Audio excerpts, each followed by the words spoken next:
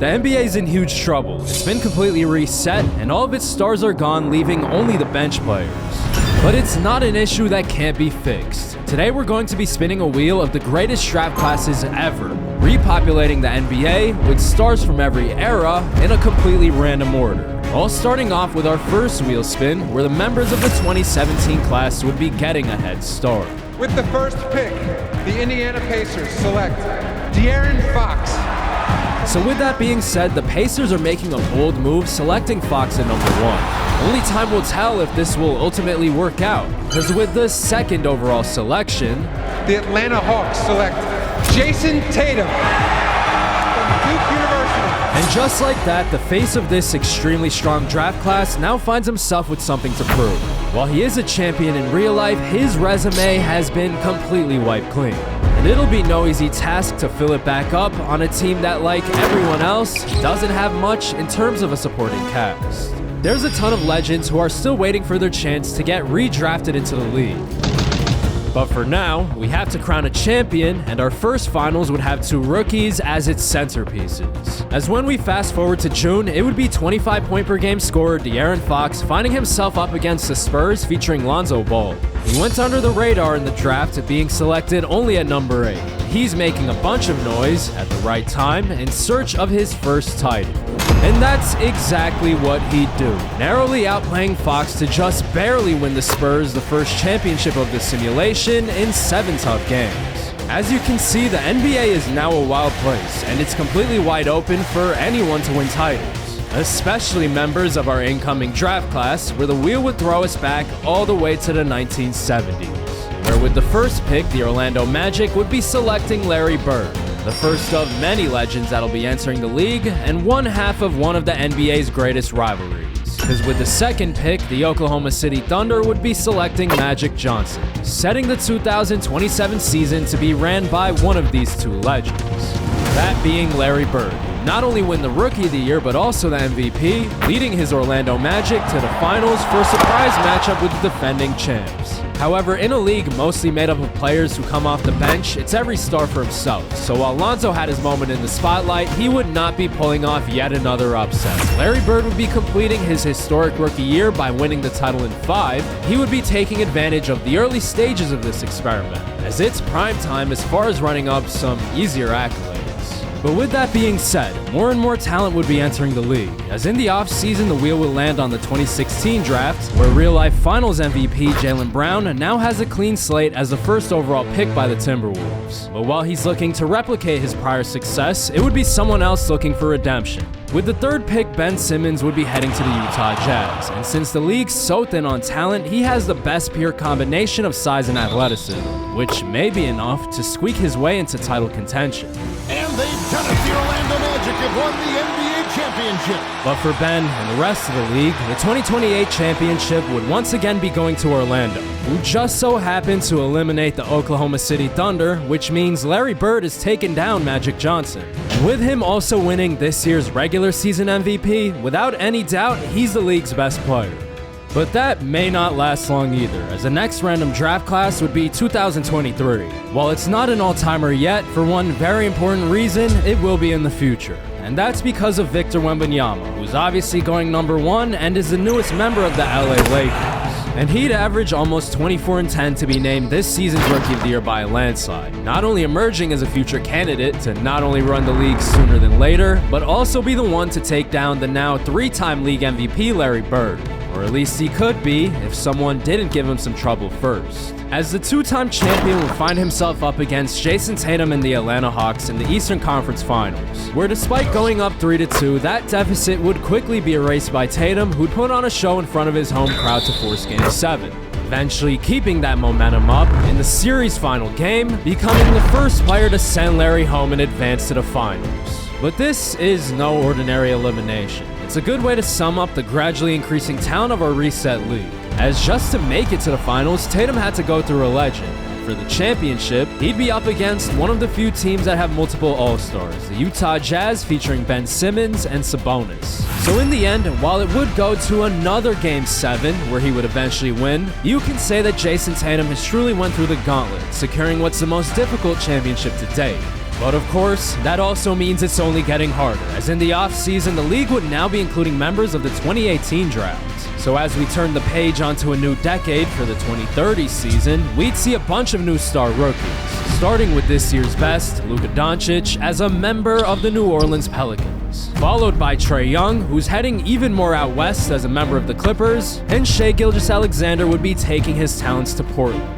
However, at the moment, none of these three players are contenders. Instead, it would be Victor Wembanyama and his Lakers running the Western Conference. As not only does he have a season of experience under his belt, but he has a champion-level role player by his side in Michael Porter Jr., who would help the 7'4" big man storm his way through the Western side of the playoffs for a matchup with the Orlando Magic in the finals. To take down a now 4-time league MVP and 2-time champion is never easy, especially off the heels of a surprise exit last year, leaving Larry Legend more motivated than ever.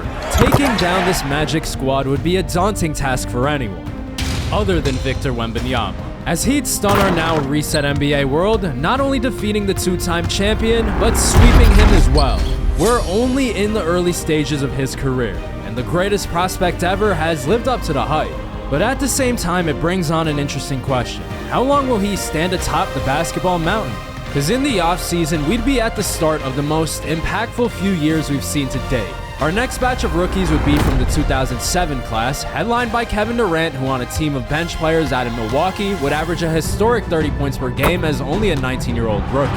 But while he's definitely a name to look out for, the NBA would once again be ran by the Orlando Magic. Larry Bird would be redeeming himself with title number 3 after taking down Jaylen Brown's Wolves, setting us up for the offseason where we'd get our most iconic draft class yet. As Michael Jordan would be going number 1 as part of the 1984 draft, making their reappearance in our reset NBA. But before we see how fantastic his first year actually was, we do have to mention that with pick number 2, the Boston Celtics select Charles Barkley. And with selection 3, the Dallas Mavericks would bring Hakeem Olajuwon back to Texas, albeit a few cities over. But back to the topic of his airness, his rookie season would be nothing short of historic, as both he and his sidekick Pascal Siakam would storm through the first 3 rounds of the playoffs to make it to the NBA Finals, where they'd be up against the Portland Trailblazer team led by veteran Shai Gilgeous-Alexander, who's averaging 34 points per game through the entirety of the playoffs. But in the end, a duo is better than a one-man show. The Brooklyn Nets would be winning the championship, and Michael Jordan would be the Finals MVP as only a rookie. And in a league becoming increasingly filled with legends, he's easily had the best start out of anyone.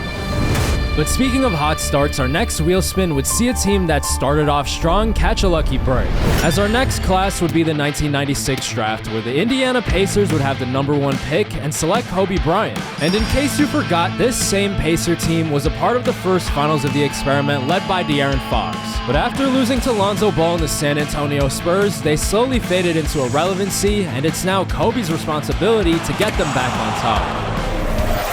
But in this new NBA, nothing is guaranteed. Because of the random draft order, anything can happen. The Brooklyn Nets would be returning to the finals to defend their title up against the LA Lakers and Victor Wembanyama. A matchup that's been completely flipped on its head, as Wemby is the veteran in this situation with 5 years under his belt to Jordan's 2. The Lakers would be handing Michael Jordan an uncharacteristic finals loss, and Victor Wembanyama would be back atop the basketball mountain while developing a reputation for conquering the game's greatest legends. However, as we'd enter the offseason, we'd see another multiple-time champion enter the NBA, as the next draft class to be selected by the wheel would be 2009. 4-time champion Steph Curry's had his resume wiped clean, and he'll try to rebuild it as a Houston Rocket. But before we see where the rest of his draft goes, since we're almost a decade in, team rosters are starting to fill out nicely, and eventually most of the league will have a fully completed and stacked roster. However, in other news, James Harden's fittingly taking his step back all the way to Miami, and Blake Griffin ironically becomes a Detroit Piston again, albeit under much different circumstances, as a young player teaming up with Allen Iverson, who was a part of Kobe's 1996 draft. But right now, these teams aren't ready. We have to crown a champion. Starting with the first round of this year's playoffs, where we would see a massive 2nd and 7th seed upset, with Charles Barkley taking down Jordan's Nets, much to everyone's surprise. Only for his celebration to be cut short by the Philadelphia 76ers, who are led by a duo from the modern era, Donovan Mitchell and Jaren Jackson Jr.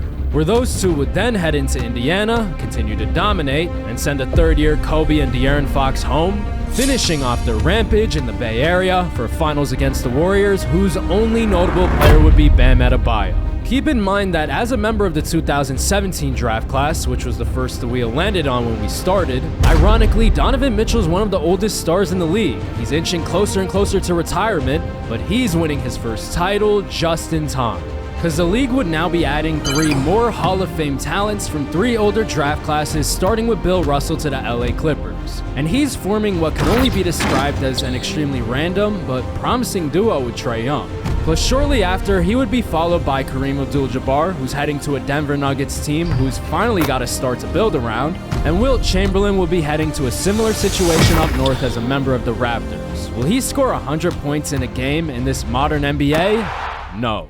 But what would happen would be the reemergence of dominant interior scorers. The 2035 finals would see the Warriors make their second straight appearance up against Charles Barkley's Celtics, where the round mound of rebound would bully his way to a championship, doing what he couldn't in his first stint in the NBA.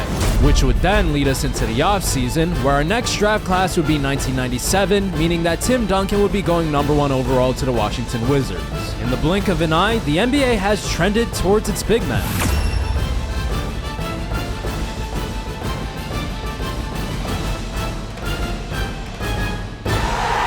The Dallas Mavericks are NBA champions. As big men continue to reign supreme, Hakeem's Mavs would win the title over Michael Jordan's Nets, through little fault of his own I should add, as he averaged 36 per game as the postseason's best player. However, what really set Dallas apart was their fantastic team building. Amen Thompson's in year 8 as an all-star, Ray Allen in year 4 with the same status, and of course Hakeem's a legend of the game. Rosters have and will continue to become more and more stacked from where we started. With the wheel selecting the 2008 draft class, one team would be getting a major upgrade. With the first pick in this year's draft, the Milwaukee Bucks were lucky into selecting Derrick Rose first overall, the first guard in a couple of years to go #1, now creating a dynamic duo with Kevin Durant. The league has been big man focused over the past couple years, but these two, along with fellow draft mate Russell Westbrook, could spark a shift over to the league's other positions. And that's not to mention the other stars that have yet to make an appearance. But for now, there would be other interesting storylines to monitor. The league MVP would be Luka Doncic, who's winning his 3rd such award, but is playing out the final year of his contract with the Pelicans. As a team, they haven't seen any notable postseason success in his 8 years with the team. So it's not a matter of if he's leaving, rather it's where he's going. However, before we find out where that is, the runner-up for the award would be Michael Jordan, who's still leading his Nets to a top seed in the Eastern Conference. While he's not the MVP, he's impressively snatching the Defensive Player of the Year award away from giants of the game such as Victor Wembanyama and reigning champion Hakeem Olajuwon, who'd have much more pressing issues on his hands, as he'd be completely unprepared for the Houston Rockets, as led by Stephen Curry, they'd pull off the slight upset, putting an end to the league's recent big man dominance, as his Rockets would be heading to the NBA Finals. With Michael Jordan doing the same, we'd be in for our most interesting matchup yet. Both players are MVP level talents, and they're both flanked by all-star level forwards and really strong role players from a variety of draft classes and eras. 12 seasons in, there are no truly bad teams, but these are easily our 2 best at this very moment. Jordan would have home court advantage out in Brooklyn, and for Game 1, he'd protect his gym and walk away with the win. However, it would only be the start to a serious back and forth between these 2 stars who couldn't be more different. Steph Curry would take the next 2, followed by Jordan, who'd outscore everyone on the floor to do the same, only for number 30 to hit plenty of threes to tie the series up 3-3. So with that being said, we would be heading to a Game 7. While there have been similar situations in the past, for the most part, they've been pretty straightforward. However, for the first time in 12 seasons, we would have a late game situation that has to be looked into. Steph Curry's Rockets would be up by 2 with just 2 minutes left in the game, a lead that's pretty much nothing in the face of Michael Jordan. In his case, he's searching for redemption, as in this stacked league, his finals record is only sitting at 1-2. While on the other end, Steph Curry's trying to make another name for himself with title #1, making it the most important 2-minute stretch we've seen thus far. Here we go, NBA Finals Game 7, 2 minutes on the clock, 20 seconds on the shot clock. Houston is up by 2. We have a low-scoring game, 98-96. Jordan with the ball guarded by Fisher. doing a lot of dribbling. The spin move into the paint, over to Hartenstein. He's going to step in and take a jumper. Kind of a surprising shot, but he makes it to tie it up. Steph Curry with the ball, guarded by Teague. Gets some space, misses the shot. The pass ahead to Jeff. He's going all the way on Steph. He's going to kick it out to Jordan. The long two is off, so a couple of misses from the two best players on the floor right now. 1:19 left. It's a tie game. MJ guarding Curry. He's going to kick it out to Fisher. Fisher with the ball fake over to Robinson. Fisher's going to cut back door on Bridges. He misses the layup. Ball's batted around. Picked up by Teague. Over to Jordan on the break. He's driving. No man to beat. One man to beat. The layup is good. I'm running out of breath. Oh my God, it's a 2-point game. Our first close game, 7. And Houston's calling a timeout. They're looking to get it into Steph. Jeff Teague playing good defense. They get it over to Fisher. Steph Curry at the free throw line. They clear out for him. The lane is wide open. Can't get past Teague though. Teague playing the defense of his life. Forces the miss. Rebounded by Curry. The putback is good. An awkward offensive possession, but it works out for Houston. Jeff Teague's gonna launch one from the top of the key off the spin. Jeff Teague and Michael Jordan on the same team. Brooklyn playing some good defense down the stretch. They get it into their best player. Top of the key, 16 seconds on the shot clock. He's gonna launch a deep 3 for the lead. Steph Curry gives Houston a 1-point lead with 23 seconds left. I would assume that Jordan takes the last shot. If it's anyone else, that might be trouble for Brooklyn. Jeff Teague with it now. 19 seconds on the shot clock. Backing it out on Steph. Looks like they're going to go to Jordan. He has the mismatch on Fisher. 12 seconds on the shot clock. He's gonna fade away. He hits it. Brooklyn reclaims the lead. Houston doesn't have a timeout. Game 7 coming down to the last 10 seconds. The final few moments. Steph Curry with it. Top of the key, deep. It rims in and out. It was halfway down. The ball was halfway down. And now Miles Bridges with a chance. It's not over yet, but he has a chance to extend it to 3. First free throw is up and it's in. This one could go a long way. The second is also good. Houston's gonna have to launch a full court shot. Here we go.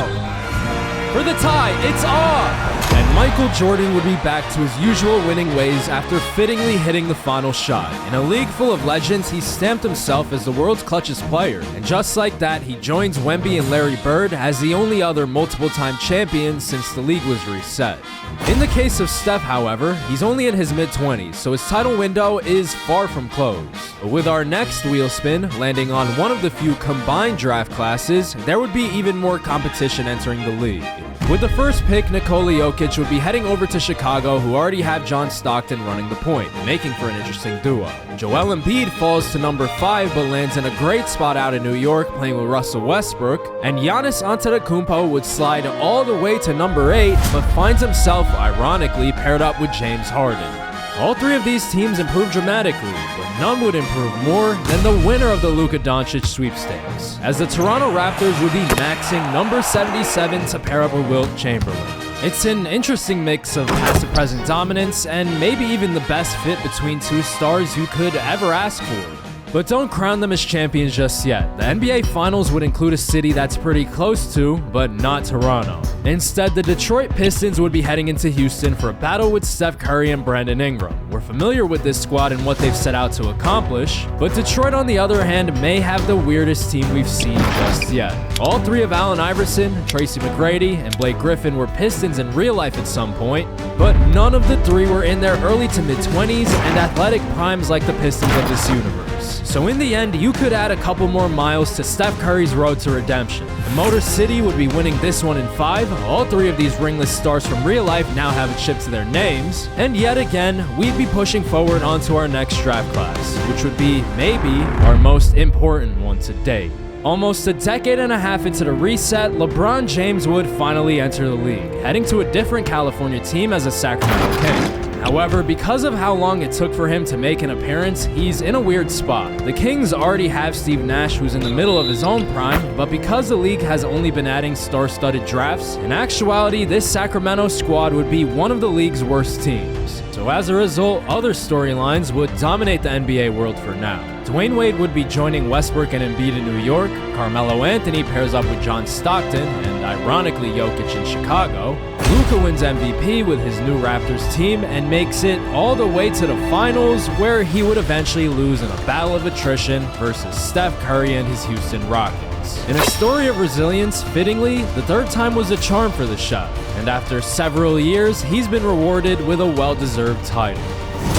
However, that would only lead way into an off-season unlike any other. NBA champion Hakeem Olajuwon will be leaving Dallas in favor of Cleveland. NBA champion Charles Barkley is now playing a dangerous game, heading to a city well known for its food in New Orleans. And Blake Griffin leaves the former champion Pistons in favor for the Golden State Warriors, now pairing with Zach LaVine to create the league's second bounciest duo behind the Sacramento Kings. They'd get the first pick in the draft and use it to pair LeBron James up with Zion Williamson, thanks to our most recent wheel spin bringing on the 2019 draft. After decades of misfortune, Sacramento has a generationally athletic duo and the perfect floor general to set him up. But for now, they wouldn't do much in the grand scheme of a championship. There are other teams better for now, and the competition would be better than ever. In the Eastern Conference Finals, we'd see the Milwaukee Bucks up against the Miami Heat in not just a battle, but a war between two teams and four stars looking for their first championships. On one end would be the Bucks. Their core has stayed the same for a while, but are finally on the brink of a finals appearance. But on the other side would be an equally hungry but different duo of James Harden, who's in his mid-20s, and a rapidly developing Giannis in year number 4. Out of all the stars currently in the Eastern Conference, it speaks volumes that these were the teams able to make it this far. So with that in mind, we'd see another Game 7 and another close late game situation, with Miami up by 2, about 90 seconds left in the game, and plenty of chaos on the way. Here we go, 133, 107-99, Milwaukee down by 2. They're running a play for Eric Gordon. He finds some space. It's rebounded by Gasol, and he ties it up with the putback. 125 left. James Harden with the ball, trying to lead his Miami Heat to the finals after 7 or 8 seasons in the league. He gets all the way to the paint. The left-handed layup is good. 111-109. KD's going to walk it up. Guarded by Giannis. He's going to size him up. He's going to drive. He's going to shoot it over. He didn't even bother driving. It looked like he was going to. Harden with the ball. He's going to try to respond. Getting into the paint. Pivot. The layup with the right hand is good. Some back and forth action down the stretch. 44 seconds left. Giannis still with the KD matchup. KD's going to spin right. Good defense by Giannis. 2 feet in the paint. He draws a foul. KD made the first free throw. So far, he has had the better of the Giannis matchup. The second free throw is good.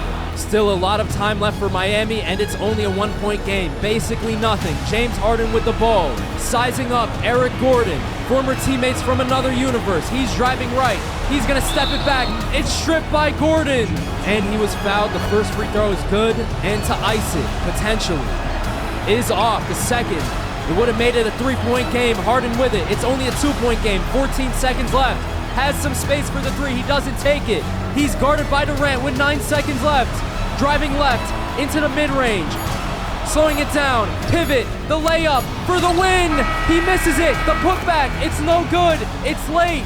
Milwaukee's heading to the finals. So in the end, the powerhouse offense of the Milwaukee Bucks would be winning this one on the defensive end. But not only would they be advancing, but they'd also set off another chain reaction. A few weeks later, they would be the ones winning the championship. Durant and Rose were already great players, but now they're officially legends. However, when we head 1 year into the future, the heartbroken has become the heartbreaker, as the Miami Heat's duo would be returning to the finals, where after 6 games, they'd be sending Portland home and walking away as champions.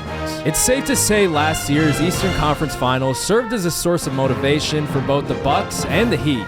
And with this Miami title, motivation for the newest trailblazer. In between those 2 titles, Kobe had left the Pacers in free agency. While he's on a brand new team paired up with Shai Gilgeous-Alexander, so far, it hasn't worked out to perfection. But before we continue, since we covered 2 finals, we have to cover 2 drafts. After the Bucks won the title, the wheel would have landed on the 2010 draft, which would include members such as Paul George, who joined up with John Morant in Boston's post-Barkley rebuild.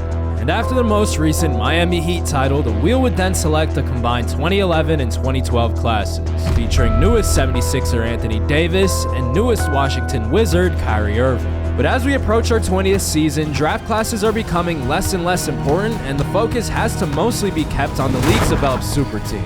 LeBron James, who's in year number 3, would be leading his Sacramento Kings squad all the way to the finals for a matchup with the reigning champion Heat, where in the end he, alongside Zion Williamson and Steve Nash, would be crowned the 2041 champions, leading way into the 2043 finals, where they'd be right back, defeating the Toronto Raptors, who interestingly don't have Luka anymore, giving Sacramento title number 2 in as many tries. The Kings may be the best example of the wheel-making era diverse rosters, as we have stars from 3 different decades teaming up to repeat. But that wouldn't be the only way legacies have changed, as the first champion since the reset, Lonzo Ball, would be retiring at season's end. And with a 19-year career under his belt, a championship, and some very good career averages, he's heading straight to the Hall of Fame. It's slightly ironic how players currently in the NBA are among the oldest in this universe, while someone like Kobe would be the inverse, just now hitting his 30s. And he, alongside a 34-year-old Shai Gilgeous-Alexander, would be leading the team of the year all the way to the finals for a 7-game showdown with the Bulls' Big Three, pushing the Blazers duo to their limits en route to a very difficult but rewarding championship. Just like that, we've concluded our 19th season since the league was reset. And as we enter year 20, who's set up best for the next decade of basketball? Because certain legendary teams and duos are starting to phase out. Pascal Siakam of the Brooklyn Nets is now at age 40, leaving 36-year-old Michael Jordan with no sidekick. But it's not all bad, as he'll likely retire as a 2-time champion, 3-time Defensive Player of the Year, and 4-time MVP in a league with plenty of legends around him. But if it's a question of who can surpass Jordan's success, there's another 2-time champion out in California in the middle of his prime, who one day might be able to get it done.